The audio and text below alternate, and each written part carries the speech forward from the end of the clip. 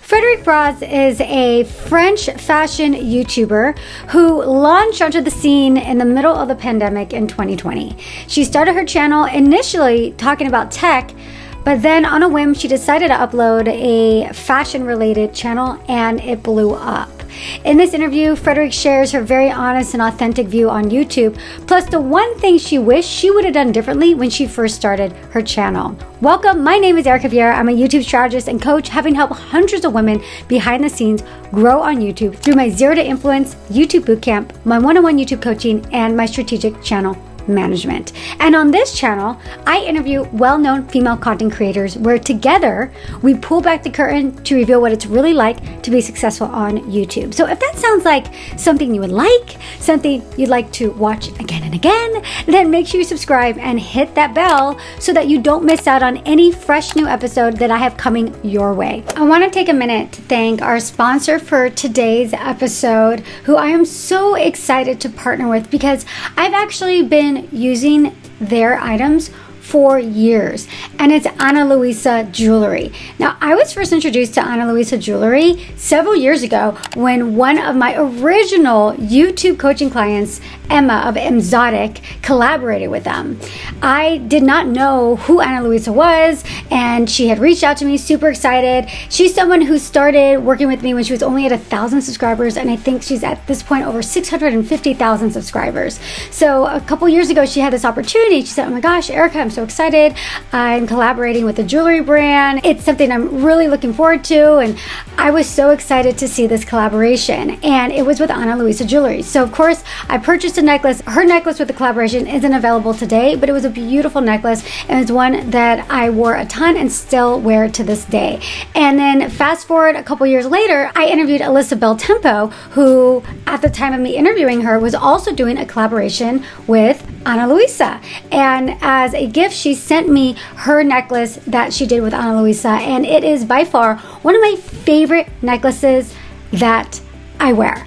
And Ana Luisa, if you're not familiar with them, they're online only jewelry store with very high quality items. And right now they're doing an incredible sale during the holidays of buy one, get one 60% off, which is insane considering the quality of the pieces and how they last so long. So I want to show you the necklace that I'm talking about. And of course, everything I'm wearing here is all from Ana Luisa. It's beautiful. It lasts forever. I mean, it looks like expensive fine jewelry, which is why I love wearing it. So this is the necklace that is the Alyssa Bell Tempo necklace, and it's a paperclip necklace. And I swear to God, this necklace is a necklace that I wear all the time for the last few years. Do you know why? I'll tell you why. Because it's so easy to put on and off. Nobody talks about this, but necklaces are not that easy to put on and off. And I love stacking necklaces, but sometimes I'm in a huge rush and I want to still look put together. This is my secret weapon. It looks so good on. I love how you can wear it front or you can wear it this way. It just looks expensive. It's so on trend. I get so many compliments from this necklace. It comes in this incredible pouch. It's a beautiful gift. If someone were to give this to me, I'd be so happy. So consider this as your gift for the holidays. Also, make sure you use my link below to support the show. This allows me to continue doing these episodes for you. Keep the lights on, all the production that goes on behind it. If you go to shop.analuisa.com/Erika V, and that's spelled ANALUISA.com/Erika V, I have the link in the description for you as well. So if you're doing any last minute holiday shopping, I really recommend gifting some of these beautiful pieces. I'll list some of my most favorite pieces, some of the things that I'm wearing in the description below. But once again, thank you so much to Ana Luisa Jewelry for sponsoring this episode. Well, hello, Frederique. Welcome to the podcast. Hello, Erika. How are you? I'm good. I'm so excited to have you and excited to talk about your journey here on YouTube because you're relatively new to the platform, yet you've grown pretty quickly. And let's dive into all of that good stuff. So share with our listeners and viewers what inspired you to get onto YouTube when you did, which I believe was 2020, and start your YouTube channel. Okay, so you need to know that I come from a digital marketing background and I have a web design agency. And then the COVID happened and it completely crashed. Then I had to give myself 6 months. So before I did a little bit of videos about web design, and no surprise, no one was interested to watch. And then I thought, okay, I'm going to do a bit of marketing research and see where can I bring something new? How can I help women with my skills? And I'm like, I'm going to stay away of the technical part. And I thought, well, obviously I'm French. That's a good point. And I'm over 40 and I'm absolutely passionate about fashion. I lived 10 years in Paris and etc. And I thought, let's give a try. People are going to hate me or love me, but maybe there is a market for me on YouTube outside of the very youngs, and I'm going to be very nice. So I tried and I posted my first video on the 2nd of February 2020. I was completely petrified. It was really bad, for not using another word. I was introducing my dog. I was chatting, posing, did barely edit it. And I'm like, film with my phone, like everybody does at the beginning. And I'm like, oh man, that was really bad. But I like it. I like the energy. And to be honest with you, during this time, for the first 6 months of 2020, my business was so bad that YouTube for me was the way to make it or break it. It was just like, if it's going to work, it's going to work well. Then I have to learn everything about the platform and filming and improving myself every day. Until today, I'm still improving every day. And that was the exciting part. And yeah, sorry, I'm answering a long, but yeah, no, that's how you started. Yeah. So why YouTube? Because I love videos. I try on Instagram and I'm pretty crappy at that because I live by myself. I don't have a husband or photographer or dedicated photographer who takes a beautiful picture of me. I found out on Instagram for me is visually beautiful, but I don't think that you can really communicate with your community. And to me, YouTube, it's fun. YouTube is visual, obviously, but there's also, it's you. If people watching you and if you're real and authentic, they know who you are. Well, at least they presume, because obviously you decided what to show or not. But it's no BS to me. On the front of the camera, it's just you stripped naked and you talk to a lens. You're alone in a room, which is very unnatural. And you're like, okay, I'm thinking I'm talking to all my friends, and then the energy is back and I feel fantastic. Yeah, it is. It's the most, I think it's the most real, not real, but like you said, you're stripped naked. You can't hide anything. You can hide behind a blog post. You can hide behind an Instagram photo, even stories, right? Little quick stories. But like creating YouTube videos, that's all you. Exactly. Yeah, exactly. So you said something that I thought was interesting, that you said that for you, YouTube was make it or break it, because it sounded like something was happening with your business in 2020. So when you started your channel, what was the vision that you had? Like, what did it mean to you to make it? I really wanted to help women, not only from my age, but I thought, okay, so the story is, I'm born in France, but I've been living in Australia for 20 years. And my accent is still very strong. And living here for years and years and having every time comments about how French I look, how classy I am, or how my outfit looks good. And suddenly I'm like, oh, it's just a simple tea. Well, it's not, but Yeah. And I thought, oh, maybe I can bring something here, that maybe I learned with my mom and my grandmother and living in Europe and grew up in France, especially in Paris. When you live in Paris, you have to change. You change very quickly in Paris because there's so much pressure in Paris. It's just, Paris is Paris, And so you learn very quickly. And arrived in Paris, I was 18 and I was growing up in the Caribbean back then. So I was into surf. I was a beach girl. I barely wear makeup. I think I wear my first dress at 16 because I was such a tomboy into sport. So when I arrived in Paris, I look at those girls all, put together and elegant. And I think, okay, I have a big duck on my jumper because I didn't go shopping and I come from a tropical country and I'm like, I need to elevate my game. So I learned in a hard way. And also I was a flight attendant, international one for 6 years. And that was the best school about putting a makeup on, manners, how to serve different dishes or whatever, but as well to be a hostess. And obviously, when you travel the world very young age, not only you have the opportunity to mix up with different background, culture, people, it's just so rich. And I think that helps to create the person who I am now because I keep traveling. I mean, except the last 2 years, obviously. And I think that's a mix of everything. And I thought, you know what, maybe I can help someone. And on top of it, I have a very weird, sarcastic sense of humor. And I can tell you at the beginning of my videos, I really tried to be this perfect picture girl, you know. Hello, today I'm going to talk about the 10 classy shoes to wear for a good evening. And suddenly my personality reached a burst, you know, and I'm like, okay. And then I decided slowly. So for the joke, I did a video. It's not my most popular videos, but I did a video about splitting my face with the French makeup and one what I call the American makeup, but it was more like a glamorous, we know, with the fake eyelashes and everything, which I'm terrible at that. And it's only at the end of the video I realized I have literally lipstick all over my teeth, but not a bit. Like I have, and I wipe my teeth and I just start laughing and I'm thinking I'm the worst beauty guru in the world, and that cracks me up. And at this moment, I thought, you know what? Instead of trying to be perfect and editing, I'm going to leave this part. And actually, that was the best thing I ever done because people react and say, "Oh my gosh, she's real.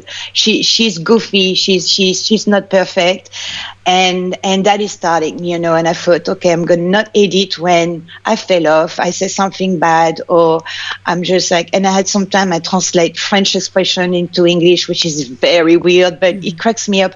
And also, I think I don't want to call myself a certain age because I feel fantastic, but I think to a certain age of maturity into business, life experience, you don't give a about people. Yeah. So you like it or you don't. And this is so liberating in one way, especially in front of a camera and talking to women, you know, because we all have good days and bad days. We all have like super busy.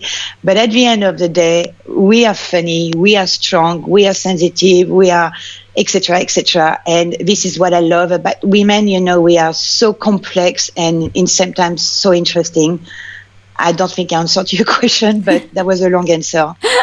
No, I love it. It gives a sense of what you're trying to do on YouTube and, you know, help inspire women, and you don't care what people think. And so you let your true self shine, which I think helped. So how long were you trying to do the tech videos when you realized this is just not working out? I really was so bad at it. I did maybe 3 or 4. So my channel, Frederique Bros channel, was creating in 2017. This is when I started to post it some web design or web tips, you know, and they were terrible. And I had only few views, and obviously I have zero strategy behind. I didn't even know how to think correctly. I was just more about delivering a message. And it was mainly at the time to have all my clients always asking me the same question. And I say, hey, I got a YouTube channel. And at the time he had my business name, Digitalist. So he wasn't even Frederique Bros. And I said, this is the answer. This is how you can go to the back end of your website of WordPress when you can change those edits or whatever. And it didn't work well, but it wasn't really for YouTube at the time because, believe it or not, I was a camera shy, and I thought I wasn't 100% sure, you know. And same for last year, you know, you have to push yourself, thinking no one's going to understand my accent. Is it a real audience that is going to get me, or am I going to bring something new and valuable in people's life? And so it's starting like that. But again, it's all about being yourself. And I watch tons of videos. I'm on YouTube all the time. And I admire those women who are like structured. I feel like some women is just always so ahead, about editing and things like that. And I'm like, wow, if they can do it, I can do it. But I'm going to put the amount of work behind. And 6 months, I thought if I can get 5,000 followers in 6 months, I will be like super, super happy. And I started with 18 subscribers in February last year, and they were mainly my friends. Yeah. Yeah. So how did you know, or at what point did you feel that your channel started to actually take off when you went in this new direction? So I knew the basic one, posting consistency, doing a bit of SEO, etc. So the technique part didn't bother me much. It was more about the sound quality, the image quality, go straight to the point, etc., and doing something quite compact. So because I'm a talker, as you can tell, so that was a bit difficult for me. And then it's been a really long time I've been called, oh, you're skinny bee because you're French. And I'm like, I'm not a skinny bee. I'm slim, but I do a lot of sport. Yeah. And I eat. And I'm obviously living overseas, which actually is not overseas anymore because Australia is home.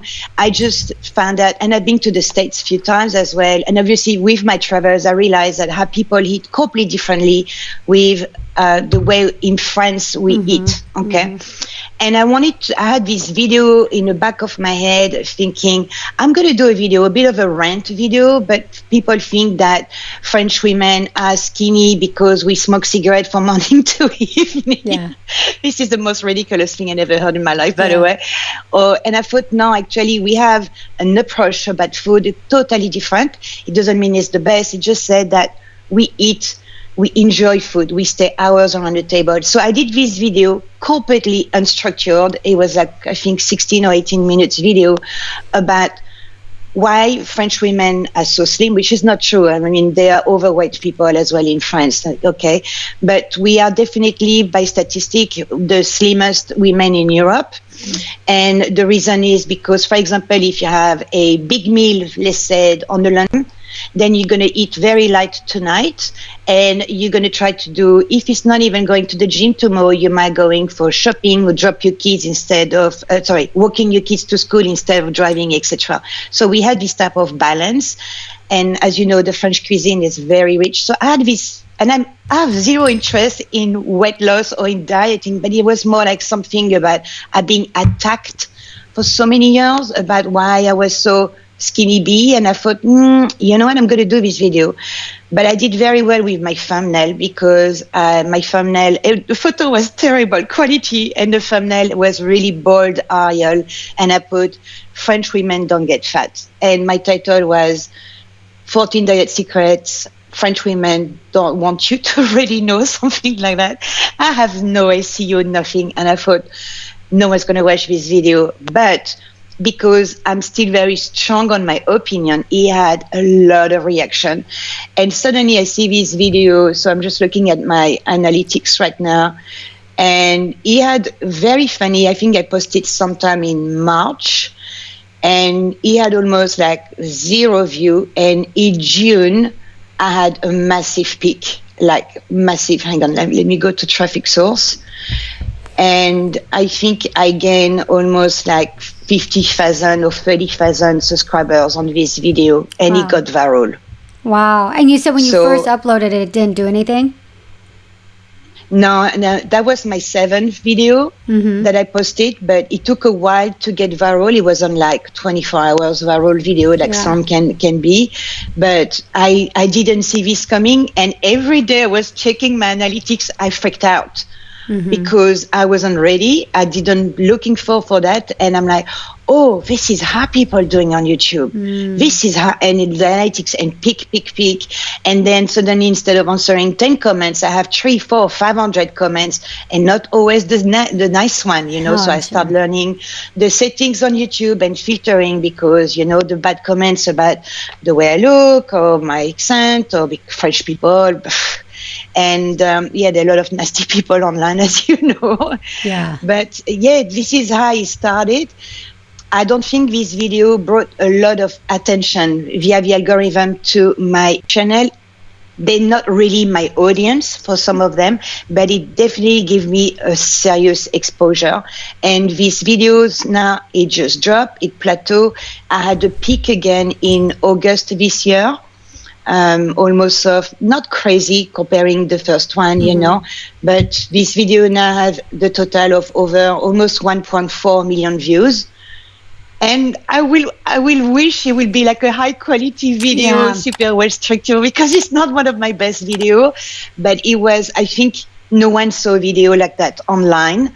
And I talk with my heart. And on top of that, you won't have a laugh, I was wearing like a cheer, pinky blush shirt or blouse, and I was wearing a black bra with lace, and I got the comments, oh my gosh, how dare you wearing, and I'm like, who cares? Oh my God. I know people focus on the little things. It's crazy sometimes people commenting on your videos, which has nothing to do with the video, but they check everything. Why do you have a Buddha in your background? I'm like, wow. So anyway, it was a very good learning curve. I didn't expect to grow so fast, so quickly. And then I thought, oh my gosh. And that was, funnily, it was the famous 6 months I give myself. And I thought, wow, okay, this is completely possible. And then I took my YouTube channel much, much, much more seriously. So every time I was making a bit of, so I started as well to get monetized in June, because I didn't reach the first 1,000 subscribers. It took me months, probably 3-4 months. So, but I was listening to others. I was listening to your podcast, and I had somewhere on my vision board, don't give up, don't give up. And I'm like, I'm not giving up. I'm a fighter by nature anyway. But this video gave me so much hope. And I was like, okay, this is possible.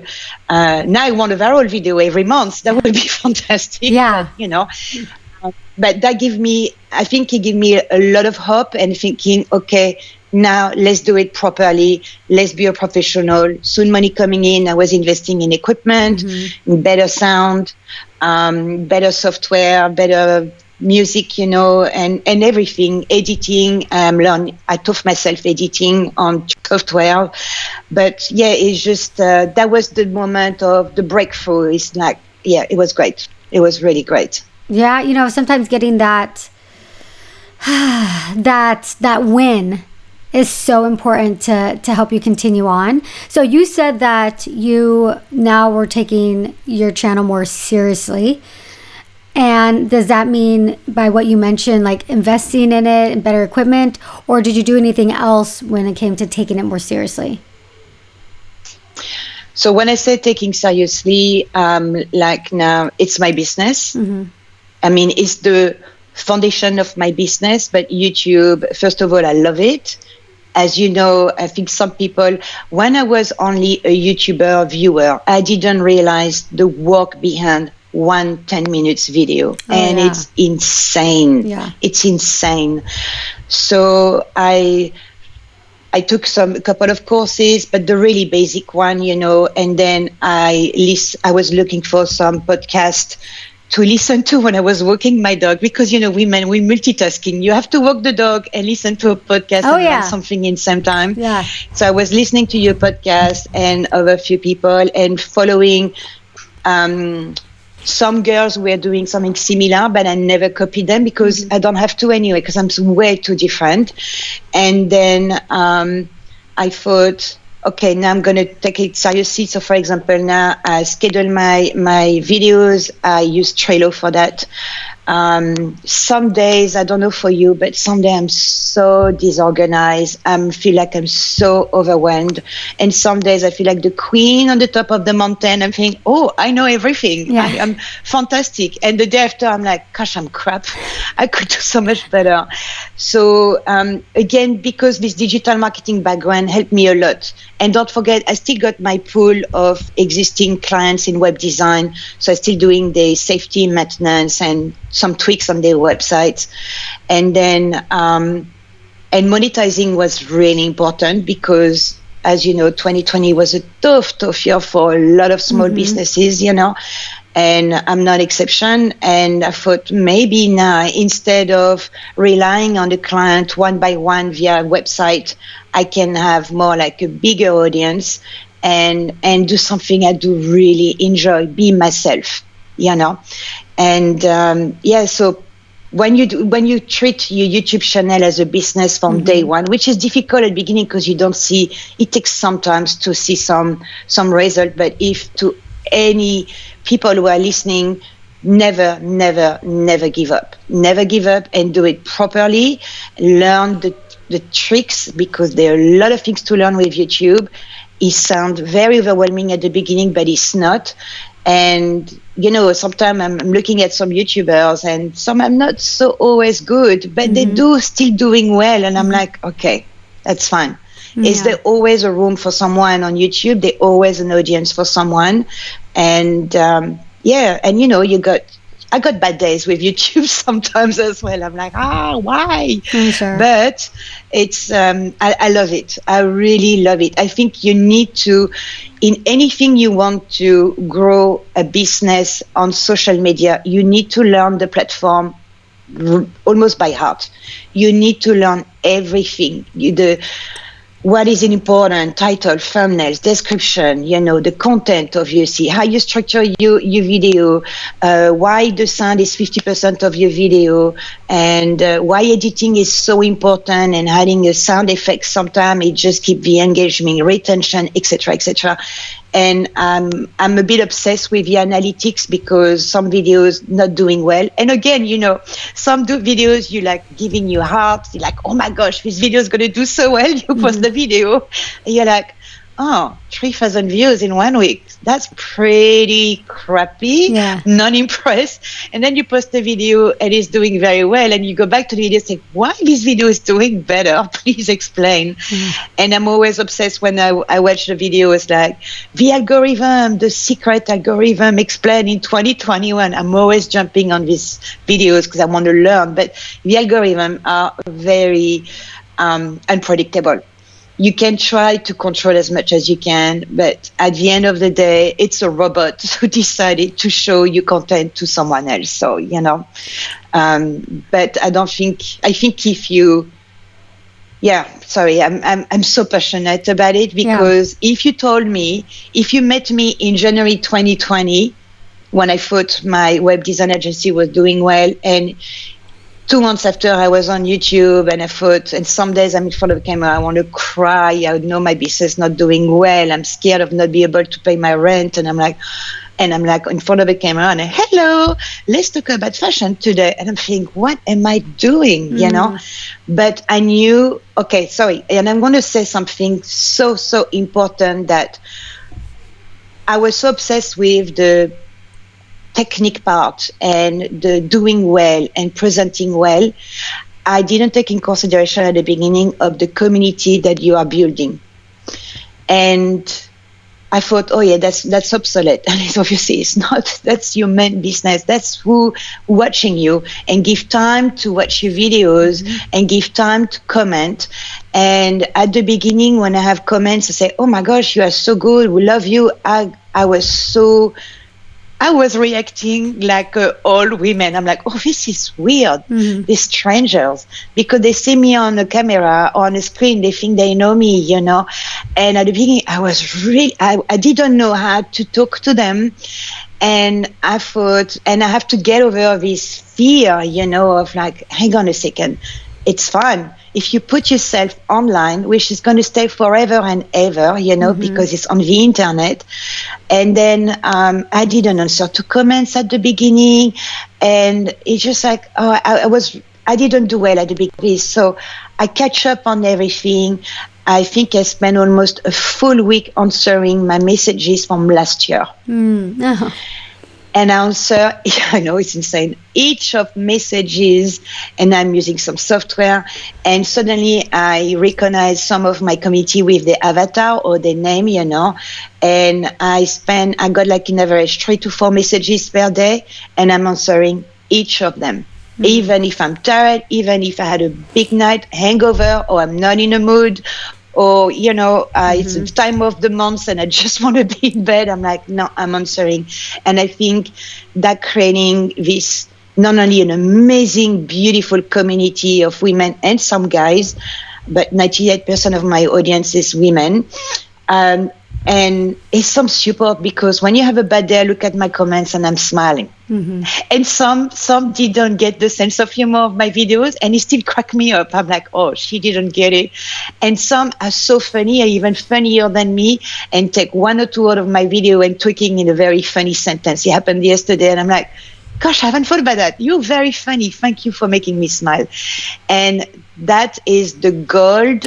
That's the thing we should know, not only treating your YouTube channel as a business, but knowing that you are watched, judged, criticized, loved, detested, but the core community.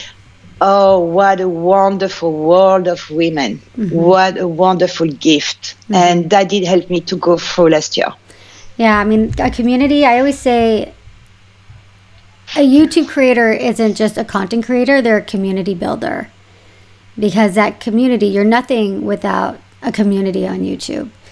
And it sounds like you discovered that, because it sounded like at first you weren't answering comments and you realized, wait a minute, I have this community, I have to be fostering them. And that, I'm sure that was life-changing. You mentioned that you are obsessed with your analytics. What are some of the analytics that you take, that you look at regularly to help you navigate your path on YouTube? I'm looking at, first of all, soon I post a video, I see, when you post a video, you can see from the analytics the first I think 24, 48 hours, I react comparing over videos. Yeah, it compares it. So I'm always watching that. So I can predict now a little bit more than before which video is going to work very well or not. But again, the algorithm, some videos are super quiet and then they have a bump, so I'm like, okay. But I really keep an eye on the analytics, not only for the subscribers, but as well for the comments. That's so important. And removing the bad comments, that's so important as well, on time. Yeah. And I'm just looking at the overall of my different playlists, and I know that I'm trying to do a mix, but I'm still not, again, like I said to you, Erika, some days I'm top of my game and some I'm really not. So I'm trying to do this mix of video that I really, really want to make. Some videos that my audience is asking, and sometimes I make the videos they want, but usually it's not the videos that are going to do well on YouTube for reasons sometimes of the mystery of the universe. I have no idea. The YouTube sometimes I do videos. Yes, exactly. Sometimes I do videos to try to get viewers outside of my channel or outside of my audience. And I'm trying to do a mix of that, In Australia, we got access to the shorts only 2-3 months ago. So I'm trying as well with the shorts, which is driving me crazy because, I'm trying to get my head around, I have like a similar, the short that I put it on YouTube 2-3 weeks ago, got barely 6,000 views on it. I put it on TikTok and it got like 300,000 views on it. And I'm like, obviously it's a different audience, a different reaction, but it's exactly the same video. Content, So, I love to do some testing as well. I play a lot with thumbnails. I do a lot of A/B tests, and like I said to you, I'm a nerd. So sometimes it's very helpful, and sometimes I like to do something more organic, But and sometimes I just rather to go to the beach and go for a swim. You're like, I'm done. What are the types of videos that perform really well on your channel? It depends, but all right. I'm going to give you a full transparency of my videos, but usually the beauty videos don't do so well. They're very well accepted and welcomed, but they're not the most popular videos. Usually if I do fashion looks, that's very popular. The videos that people really, really love is when I advise women how to shop their wardrobe, or just not without something like I don't know, how to look chic on a budget, or what to wear during the holiday seasons on a budget. And usually when I use those words, meaning that I'm just going to show you with a couple of easy tips that you don't have to spend money, extra money. You can still look fabulous, because that's what we want. Because when we look fabulous, we feel fabulous inside, and that's the most important. But I noticed, I've done, okay, it started like that. Okay, you need to know the full story because it's so funny. So it's starting last year. You know those Netflix, Emily in Paris? Okay, have you watched this show? No, I actually haven't watched it, but I've heard of it. Don't bother. Oh, okay. So, All right. So I watched this show because I consider myself to be a Parisian, and then I watched the show, and the way they were stereotyping the French people make me scream. But it was beautifully filmed, and because obviously Paris is one of the most beautiful cities in the world, it's hard to miss, to do like a bad job when you make a movie in Paris. Paris, you know what I mean? I mean, Paris is mind-blowing. So anyway, but this series really, I don't know, I have a sensitive point about that, and I'm like, I can't accept that. And because I know when you have a YouTube channel, it's better to stick to what you do, because soon you do a video a bit different. It's good for testing sometimes, you know, but some people are just like, oh, well, she's talking about a Netflix series when she's talking about fashion looks. But I called, I had another French woman, I called and said, and I got this anger growing up, you know, because everybody said, oh, fantastic show, beautiful. And I'm like, no, it is not. And I'm going to tell you why. So I made a video about it. And again, I didn't know about reaction videos or rant video, you know, and I thought, I'm just going to talk with my heart. Again, absolutely unscripted, no prepared at all. But I thought, I'm going to talk about this video. And I had a lot of reaction about this video. Not the most viewed videos. I think it's got like 125K, but a lot of comments, a lot of no's around this video, because I was one of the first French person reacting to a French show when so popular, but actually if you look at the French side, it was like, oh my gosh, there's so many cliches. We don't talk like that. We don't do this. It's just like horrible, you know? And I thought, oh, okay. And then it's starting like that. And I love fashion from the deepest of my heart. I'm like, really love fashion. And I love sometimes women who taking risk in fashion. I'm a watcher. I don't know if that's okay to say that. And I love, you know, the big sport in Paris. You sit in a terrace and you have a drink and you watch all day long people walking past because they're so well dressed. It's a pleasure, and you take notes. And something sometime in fashion really bothered me, and I thought, I'm going to make a video of it, but this time I'm just going to be me. So it's not going to be me be serious showing fashion look and giving advice. It was more like me reacting about why women have those super long acrylic nails that's ridiculously, or those eyelashes, they're so heavy they're losing half of the eyesight, or things like that. They can't open their eyes. So sorry, to cut the story short, I made this video of 10 weird fashion trends that make you look cheap or something like that. And this video did very, very well. Not crazy, but still very well. I think 400,000 views, very well in 3-4 months. And I thought, oh, maybe that's something, but I didn't want to lose the fashion looks, because this is how my followers join me from the beginning, and this is what I love to do as well. So I do less beauty, or now I'm going to do more beauty tips or reaction than beauty looks, I think. I need to work on my strategy for next year. I got already full of ideas, but I think I'm going to try to do once per month those rant reaction videos. I do a lot of research on Google. It's not new, you know, sometimes I talk about things, and because I think I'm a little bit funny, people love it. So if at the end of the day you watch my video, you had a good giggle, that's the most important. Whatever I said in a video, if you have a good time, and if you can tell I don't take myself seriously, and it's okay to laugh about yourself, and if you don't like it what I said, it's totally okay, but just let's have a laugh. That's to me, that's important. And those videos seems to do better.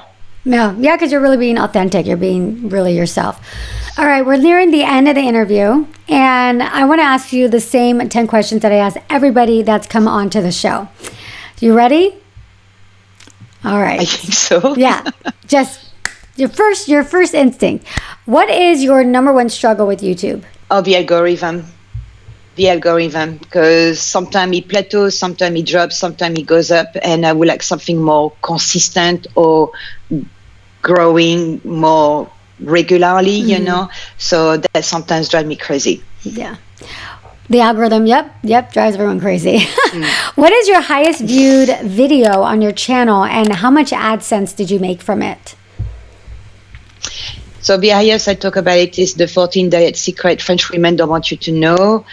Almost 1.4 million views, and I made almost in US dollars $9,000 a lifetime. Excuse me. Yeah. If you were to start over right now with your YouTube channel, what would you do differently? I think I will do exactly the same, because you have to start bad. You have to be bad to be better. I like that. So, yeah, I think so. I mean, you cannot just come to YouTube and say, hey, I know everything, I'm the best, or I got the best equipment. No, you need to start with a crappy phone. You need to invest in your YouTube channel.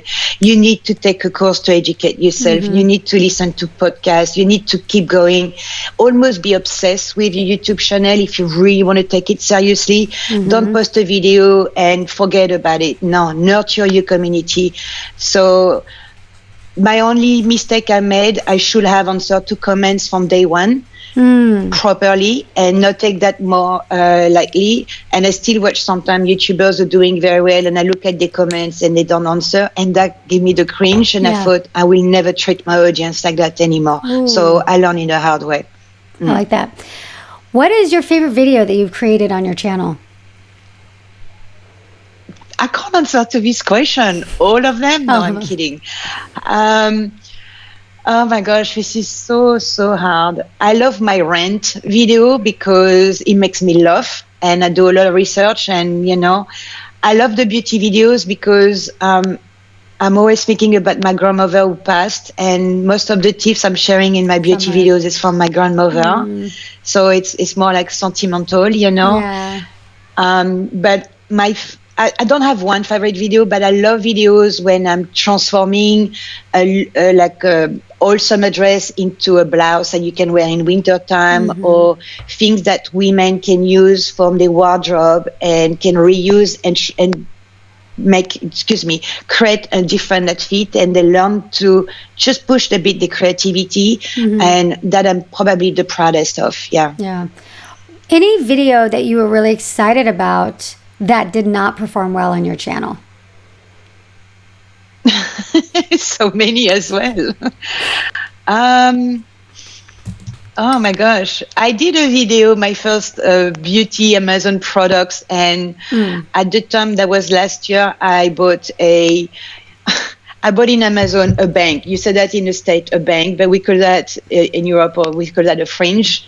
And it looks like it doesn't look like a bang, okay? It looks like a dead animal that I just put on my forehead, because at the time I was hesitating to get it done. And I didn't know, I never reviewed product like that. And I bought with my own budget, and I'm holding I don't know, it looks like a dead squirrel. I don't know, it's a possum, you know. And I thought, what am I doing? But I had so much fun. So this video is not super popular, but I had so much fun of reviewing products. I like that. What is the biggest opportunity you got as a result of your YouTube channel? That's a very, very super good question. I would say to develop the businesses on the side. So I'm creating a styling course online that women absolutely love it, because at the end of the day, YouTube is fantastic, but videos can be very restricted in terms of what can you say and the timing and etc. So online courses are always fantastic to me. It's a lot of work. You know that better than anyone. Yeah. And yes, and developing few businesses on the side that I think And again, I think at the end, I just like every day improving my videos, the way I'm introducing myself on videos, and every day. So it's never a boring day for me, ever. And that's so exciting. And I love it. Yeah. What is your superpower that you think has led to your success on YouTube? I'm a bull. I never give up.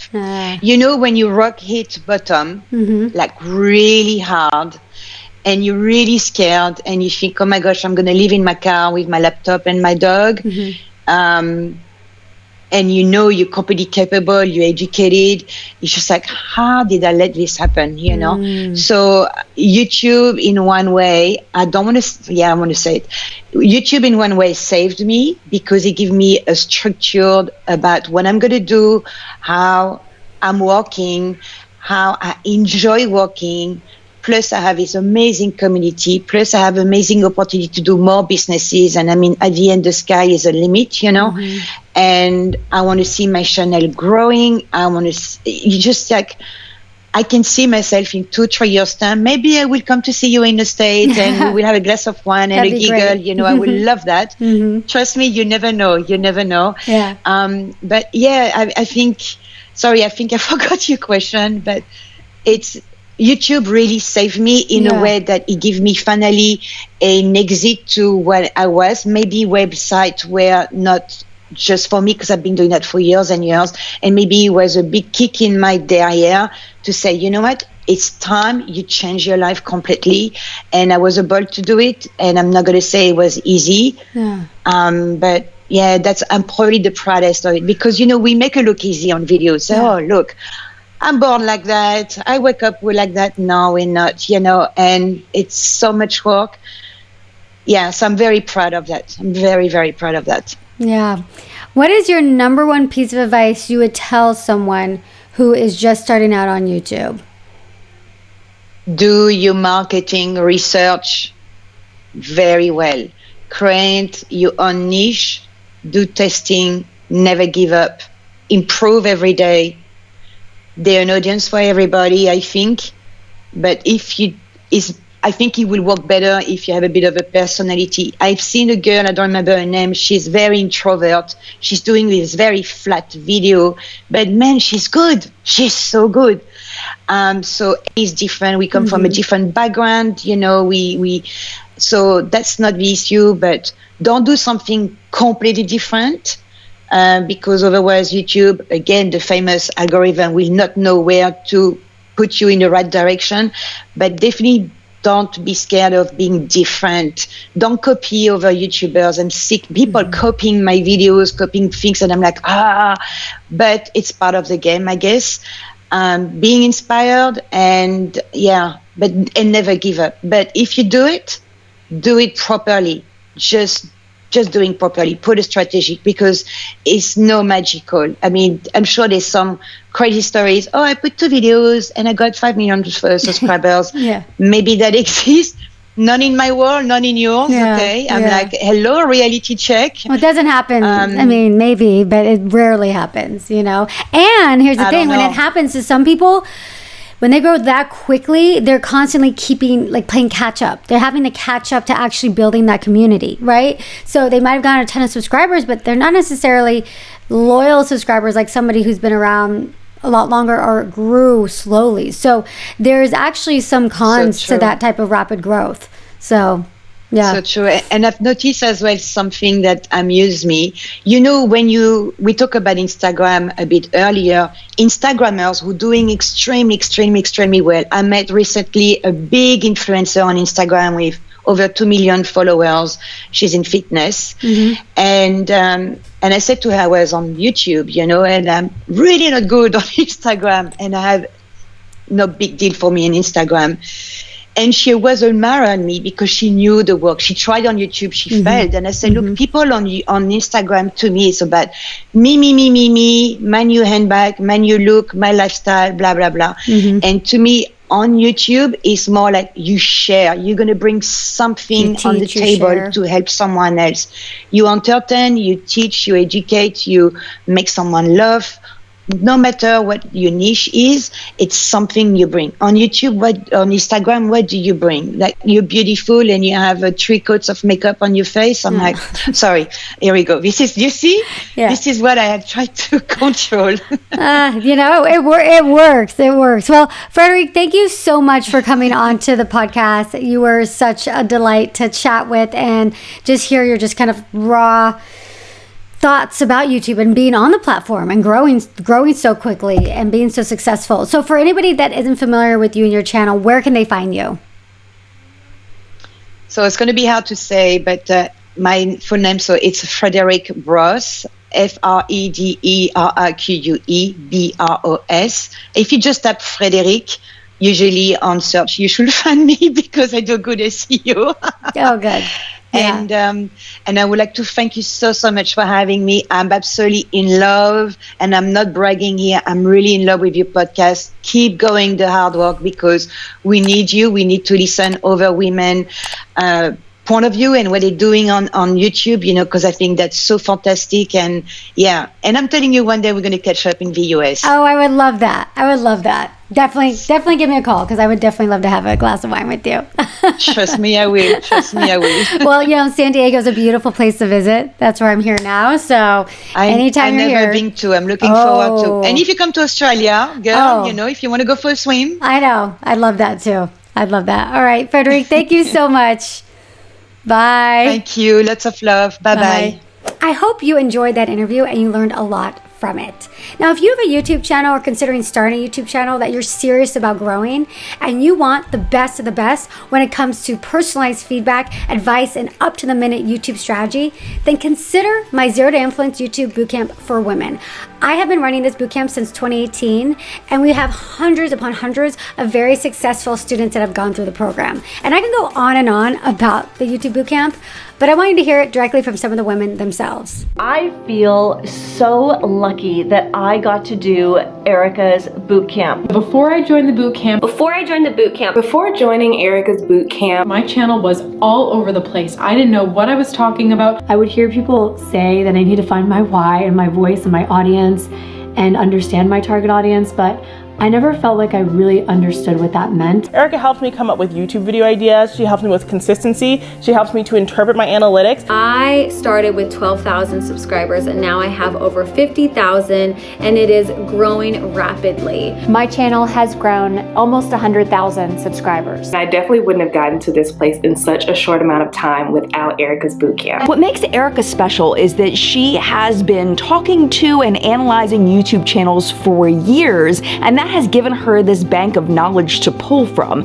I'm constantly asking her questions about YouTube. I'm asking her advice about my YouTube channel. Taking the Zero to Influence YouTube Bootcamp was one of the best decision I could have ever made for myself, for my channel, for my own personal growth as a human being. I could not be happier. I love that it has reinvigorated me in such a beautiful way. So I am so happy that I've joined. You're crazy not to hire her. Get on it.